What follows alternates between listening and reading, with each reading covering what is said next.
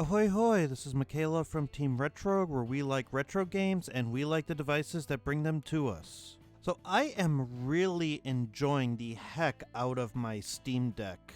And I've been spending the last month not only gaming on this device almost exclusively, but also testing out how far I can take it with emulation. And setting up emulation on this device is surprisingly easy thanks to a script called EmuDeck. And you could see here I have a ton of games from various older systems right here in my app list as though they were Steam games. And clicking on any one of these icons will launch the emulator associated with that exact game. So here I just loaded Turtles in Time for the Super Nintendo, and not only did it launch right into RetroArch, but it also provided some really nifty bezels. It also adjusted the SNES to an aspect ratio specifically suited for the Steam Deck screen, and it all looks really good. So in this video, I'm going to run a quick tutorial about how to get EmuDeck running on your Steam Deck, and you'll be playing your retro game collection in a matter of minutes. This is very exciting stuff, so let's jump in and let's get started. So let's get the Steam Deck into desktop mode. We're going to hit the Steam button, and then we're going to go to Power and switch to desktop. Now, I'm going through this process docked with a Bluetooth mouse and keyboard, so I suggest you do the same. If you have a wired mouse and keyboard, if you have a USB-C to USB-A hub, you can use that as well. But you're going to have an easier time doing this with a mouse and keyboard. So the first thing you need to do is launch a browser. I'm using Google Chrome, but you can use Firefox or Microsoft Edge. And we're going to go to the EmuDeck website and go to the download section. And from there, you're just going to click Download App. And like on any other computer, this will go to your Downloads folder. Now we need to download one other file, and that would be the Emulation Station Desktop Edition. And if you scroll all the way down to the bottom of their webpage, you're going to find that there is a Linux version specifically for the Steam Deck. So we're going to need to download that as well, because we're going to operate our ROMs out of two different options. One would be straight off of the home page, and the other would be through Emulation Station Desktop Edition. And EmuDeck will set both of these up for us. And once your downloads are complete, you can go ahead and take Emulation Station and just drag that out to the desktop. I like to keep it on the desktop for easy access. So now let's go ahead and launch EmuDeck. Go ahead and click on the file, and then click Execute, and then go ahead and click Continue. This will start up the script. And the first thing it's going to do is it's going to download a bunch of files from the main channel. Go ahead and let it do that. And then it's going to give you two options. You can go into easy mode, which will just be pre-configured and you won't have to touch anything. Or you can go into expert mode if you want to customize your installation. We're going to do easy mode for now, but a little bit later in this video, I'm going to show you why you might want to try expert mode. But for now, let's click easy mode and let's click SD card, because I have a 1 terabyte SD card formatted for the Steam Deck, and that's where I'm going to be keeping all of my ROM files. Now you'll notice here that it's automatically installing all the emulators that you need, so you don't need to go into the Discover tab and download all of those extra emulators, because the script is going to go ahead and do it for you. And then it's going to set up a folder structure on your SD card to where you can put your ROMs and your BIOS files. When it's done, it's going to ask you if you want to turn on retro achievements. I chose to leave this off, but it's entirely up to you. If you utilize retro achievements, then you might want to turn that setting on. Now let's just take a quick look at expert mode just to show you why you may want to run expert mode instead of easy mode. And it's completely optional, but there are a few things here that you might want to have on your Steam Deck. So let's go ahead and click expert mode and let's see what options are available to us. Again, we'll click SD card for install location. We'll let it download files from the main channel. And there are a couple of extra options here. But the two options that you probably want to take note of are to install Power Tools and to set up the Steam Deck Gyro DSU. The first one will install a Power Tools plugin, which will give you some better performance on those harder to run emulators like Cemu and Yuzu. And the other one will set things up so that you can use gyro controls on Wii U games. So if you are specifically looking to play Breath of the Wild, you may need that turned on. Otherwise, if those options aren't something that you need, then you can just go ahead and continue with the easy setup. Either way, once EmuDeck has run, let's take a look at the SD card. And you'll notice here that there's an emulation folder that's automatically been created. So I actually ended up already putting ROMs and a BIOS pack on this system, but now I need to go ahead and move it to the proper place in the emulation folder. So we're going to start with ROMs first, and you can see everything is organized by folder structure. So you're just going to go ahead and put your ROM files in the necessary system folders. Again, I can't show you how to get these ROM files due to copyright, but you probably already know what to do. And it's just as simple as selecting all of your ROMs, dragging them over to the subfolder, and then clicking Move Here. And then just go ahead and do that with all of your ROM files. Just make sure they're put in the appropriate subfolder for the system that they belong to.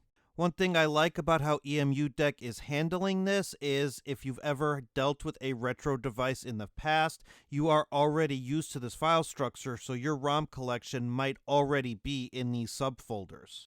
And we're going to do the same for our BIOS folder. We're going to go into Emulation, BIOS, and then we're just going to drag all of our BIOS files right into that folder that EmuDeck created for us.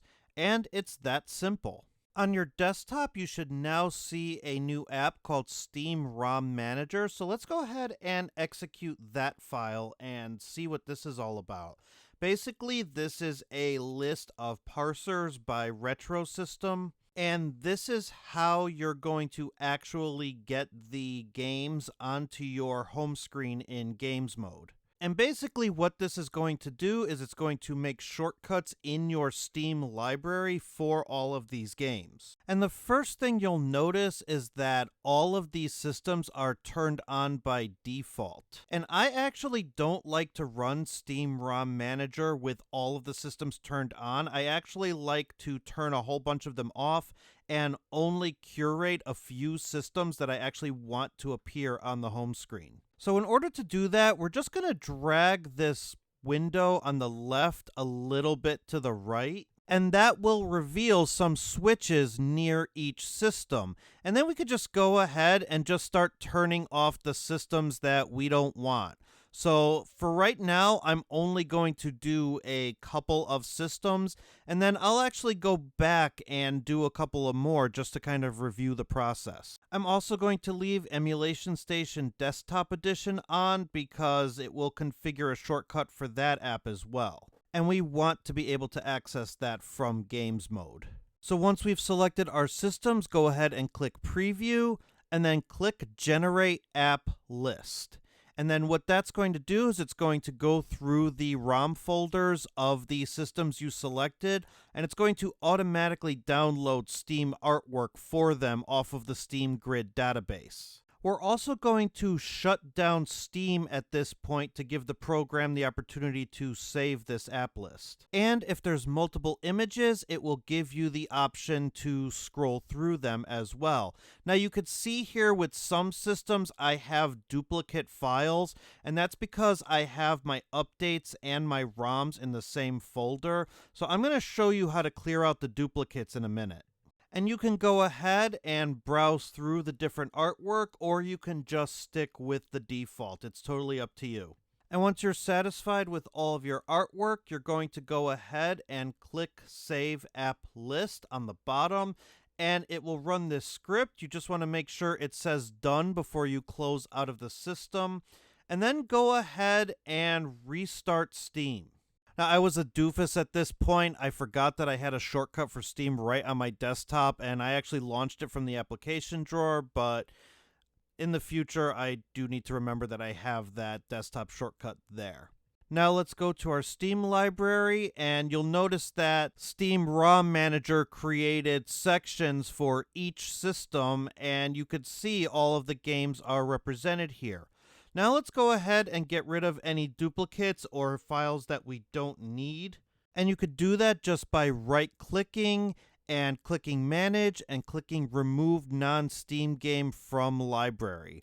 And you could do that to get rid of all your update files or just get rid of any games that you didn't want in your collection. Unfortunately, you can only scrape by system, so you can't pick which games in that system will get added to your Steam library. So it is a little bit tedious, but you can delete the games after the fact, and it will just delete them from your Steam library. It will not delete the ROM files off of the Steam Deck itself. Now, Emulation Station Desktop Edition does have kind of a long name in the Steam library, so I'm just going to right-click that, go into Properties, and I'm just going to change the name of the shortcut to Emulation Station DE, and I'm going to get rid of all the extra stuff on the end. Now, sometimes you're going to run into a situation where not all of the artwork is downloaded into your Steam library, like with Sonic Adventure 2 Battle here. We got everything but the icon on the side. So let's go ahead and fix that. Let's open up our browser and let's navigate to the Steam Grid database. And we're going to look up Sonic Adventure 2 Battle just by typing it in the search bar here. And it pops right up. You don't even have to type in the full name. You could just go to the game, and you'll notice that all the different artworks are here. We have grids, heroes, logos, and icons, but you'll notice there are no icons. So let's go ahead and just search Sonic Adventure 2, and you'll notice there is the Dreamcast version, and this one does have an icon. So we're just going to go ahead and we're going to save this icon here by clicking download. It will open it in a new window where we could just click save image as. And I'm going to name this sonic.ico. And I'm going to put it in my pictures folder.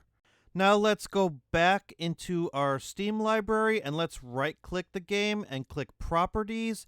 And we could just click on where the icon is supposed to be. Go to home/deck. Let's go to pictures. And then we can go ahead and select all files and go ahead and pick that ICO, and it will just automatically import the image right into Steam, and you could see it looks good now. So let's run through this one more time with NES. I just have NES checked in Steam ROM Manager, so I'm going to go to Preview and Generate App List. And it's going to generate art for all of the NES games in my directory. So now I'm going to scroll down, and you notice I can switch through different pieces of artwork, like this one here for Captain Skyhawk. Not every piece of artwork is going to be a win here, so I'm going to want to scroll through and see which ones I want to keep. And there's going to be some discrepancies here, like there's some wonderful box art for the Mega Man games, but for some reason Mega Man 4 is being recognized as the Game Boy version, not the NES version. So in order to fix that, we have to go on the Steam Grid database and we need to manually add the art for Mega Man 4. So let's go ahead and do that in our browser now. Let's go to the Steam Grid database and let's type in Mega Man 4. And it'll take us right to the NES game, and here's the artwork that matches the other Mega Man games that showed up on the Steam ROM Manager. So let's go ahead and download that grid, and you can do that just by clicking download. It will open in a new tab, and from there you can click right-click and save image as. And I'm going to save this to my pictures folder because that's where I have all of my icons for non-Steam games that I've added. And you could save this as whatever you want. I'm just going to pick a file name here, and then I'm going to click save. Now let's go back to the Steam ROM Manager, and we're going to click the upload button on the left of the icon. And then I'm going to navigate to pictures, and I'm going to find that Mega Man 4 image, and I'm going to add it to the list here. Now it says that there are 9 images instead of 8, so I'm going to go ahead and scroll to that 9th image, and just like that, it now matches all the other Mega Man games, and it looks really good. Now at the top, you'll notice you can select type and you can switch to all the different images that will show up in the Steam library. So now here it's loading posters. So I'm going to go through here and pick any of the posters that I want to change. And every time I hit Mega Man 4, I'm going to have to go onto the Steam Grid database and find the appropriate image because we already know that we have issues with that specific game. And then we're also going to go through grids, heroes, and icons, and we're just going to make sure that everything is set the way we want it, and if there's an image that we need to get from the database, we're just going to manually download that and add it like we did before. And I'm not going to do this for every game, I'm just going to do it for the games that I plan on keeping in my Steam library. So once we're done, go ahead and click Save App List, and just go to the event log and make sure it says done adding removing entries, and we should be good to go. We can now go ahead and restart Steam. And if we head to our Steam library, we notice that all of those NES games have been added. Now, I don't necessarily want all these NES games, so for the ones I don't want, I'm going to right-click them, I'm going to click Manage, and I'm going to click Remove Non-Steam Game from my library. This is not going to delete the games off my system, it's just going to keep them off of the Steam front end. And once I'm done, I have a nice curated list of games that I specifically want easy access to right from the front end of the SteamOS. And each of them has artwork and looks just like it belongs in the Steam library. It looks really good. And so now if we boot back into gaming mode and we head to our collections tab, you'll see everything is listed and organized by retro system. So now I can go into NES and here are all the posters, and let's go ahead and check out Mega Man 4 since that's the game that we had a focus on this whole time. So I'm just going to scroll down to where Mega Man 4 is. I'm going to go ahead and select it, and I'm going to click play. And that's going to boot up RetroArch, and it's going to go right into the game, and it's going to preload the bezels that EmuDeck set up for it. Now, they don't look that great here because I'm on a 1440p monitor. So you're currently seeing a 1080p image on a 1440p screen, so there is a little bit of letterboxing. But if you do look at this on the Steam Deck itself, it will look fine. But here I am playing an NES game that I launched right off of the front end.